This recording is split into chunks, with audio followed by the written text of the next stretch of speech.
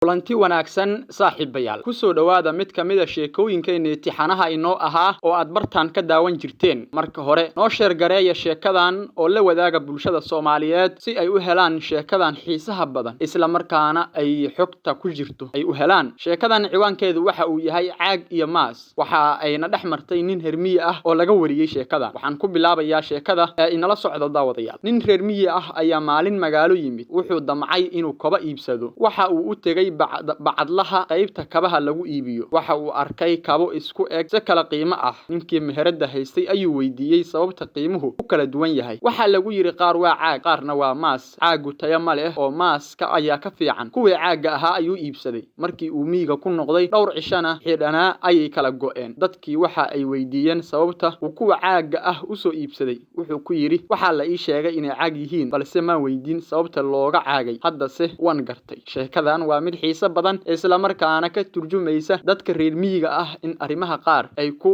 kadsoomaan oo aysan iska fiirin sida sheekada ka dheehan kartaan ninkan reer miyiga ah kobahan waa caag markii la yiri waxa uu fahmay waxa looga caagay ama arintaasi waa laga caagay amal tusaale ayuu u noqday waxa uuna damcay inuu ogaado sababta waxaan caag loo yiri oo ah in laga caagay waana arinta markii ugu dambeysay uu yiri waxa la ii sheegay inay caag yihiin aniga waan weydiinay sababta looga caagay laakiin hadda waa gartay oo waxaan ogaaday in aysan tayo saas lahayn oo ay kobaha kale ka fiican yihiin sheer noo dhaha saaxiibayaal inala jooga sheekooyin dhowr ah oo xiiso leh iyo sidoo kale warar kale oo ku saabsan taariikhda islaamkana waan idin wadaagi doonaa dhawaanaha mahadsanidin